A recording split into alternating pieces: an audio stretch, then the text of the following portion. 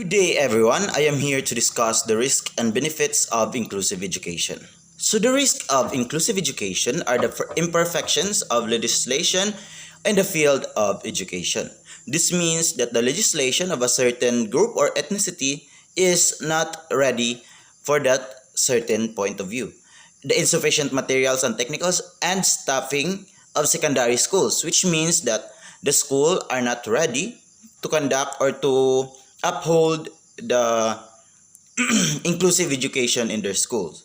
Next is the inadequacy of buildings of secondary schools, including on the middle. So, which means that the buildings are not made or are not suitable for conducting such inclusive education.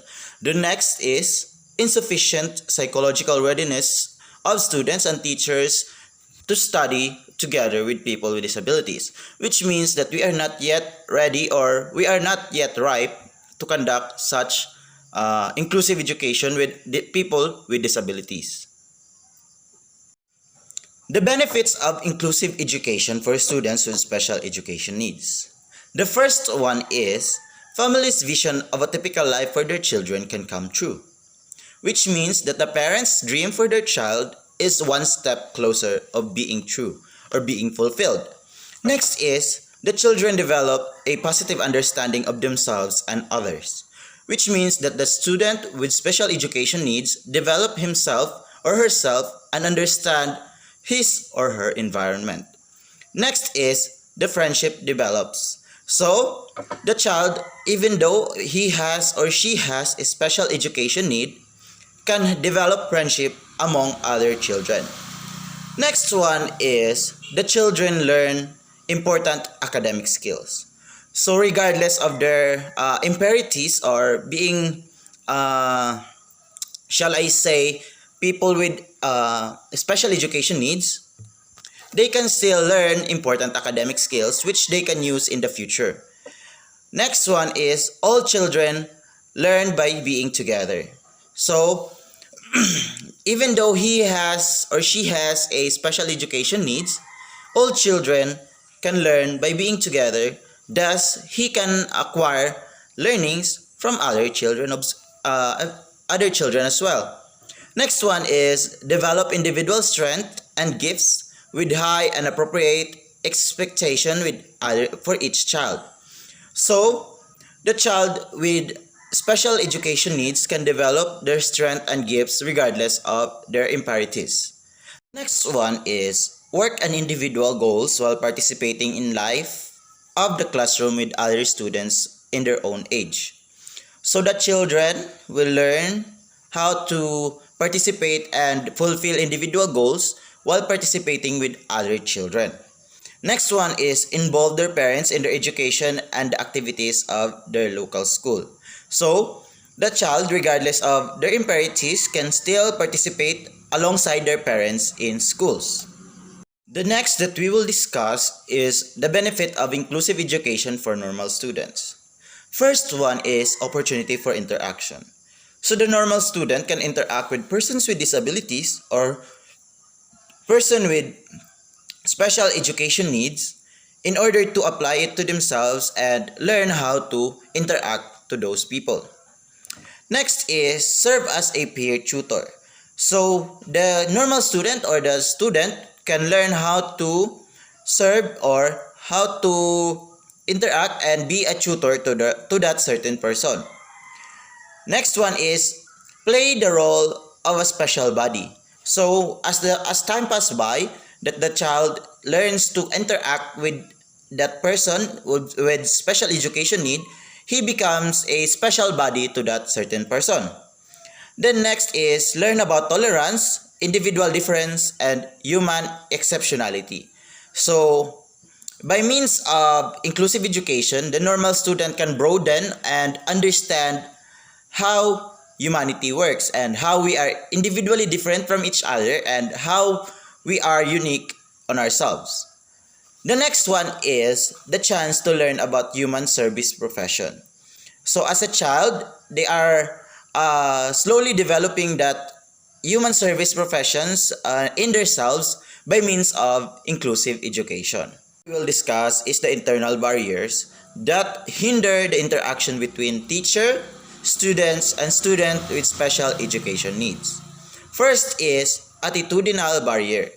It is where the child doesn't give consideration or puts bad attitude towards other students or the students with special education needs.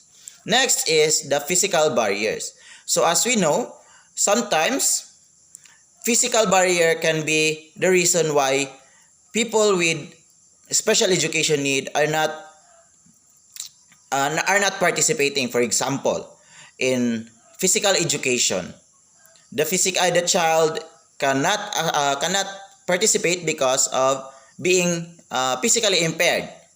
So physical barrier can be a reason for that. Next one is the inappropriate curriculum. So the inappropriate curriculum does not allow the student with special education need to participate on that certain topic. Next is untrained teachers. So teachers that are not trained rather, are hindered the interaction between the student and the teacher, because he or she doesn't know what to do in applying or giving knowledge to that child with special education needs. Next is organization of the education system.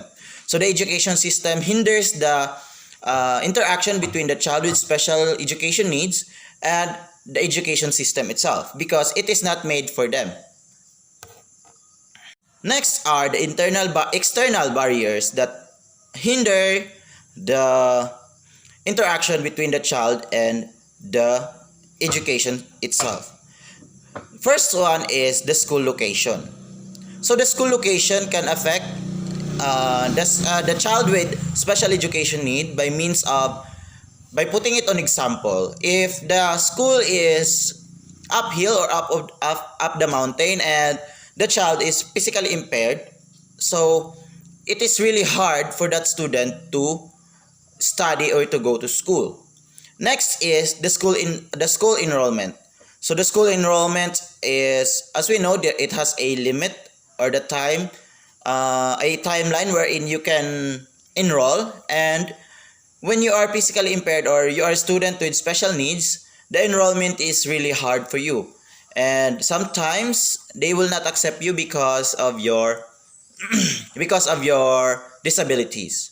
Next is the educational barrier.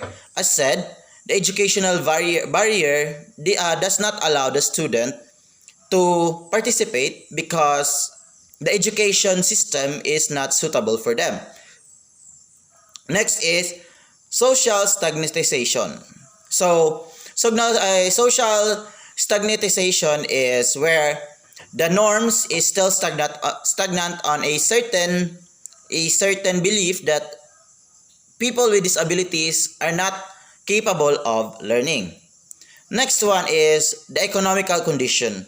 Sometimes those people who have special education need are not capable of are not economically capable of supporting their child. For instance, they are poor or they don't have the capability to support their child.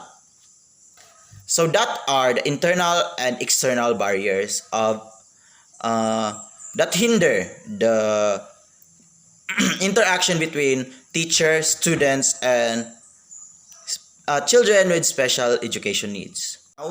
How can we overcome these barriers? First thing is human resources. Human resources allows us to connect and interact with children with special education needs by means of training. We can train teachers that will guide and teach that certain student, and allow them to socialize with normal students. So it is really important that human resources are given attention to, as they were the one to train and give or interact with that special student, including the students itself and the normal student in his environment. Next one is the material resources, including money. So now we cannot teach For example, the blind man, they cannot see. We cannot teach them by just talking. They need something that they will hold on to, that so that they can familiarize the shapes, the structures, and everything about that certain learning.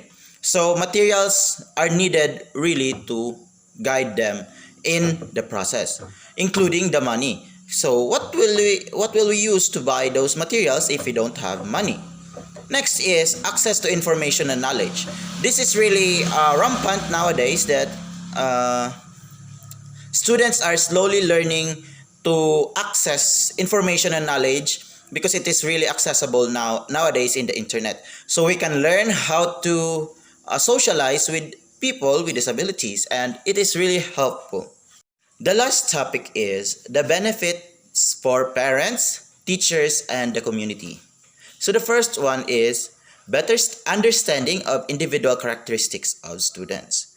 So the teachers, the parents, and the community will understand more of the individual differences in characteristics of students, such as they will learn how to cater those blinds, those physically impaired, and etc.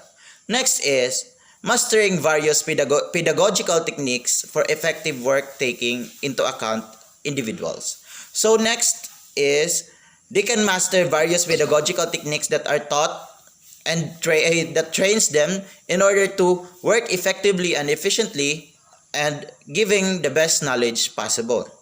Next one is approaching children's perception for a better understanding of different situations and the formation of holistic picture. So this approach the children to have a they can approach the children in a better perception, which they can understand the different situation that has been taken by that student with special education needs, and conduct or create a holistic picture of how to handle and cater such student. So that is the topic of the risk and benefits of inclusive education. Thank you for listening.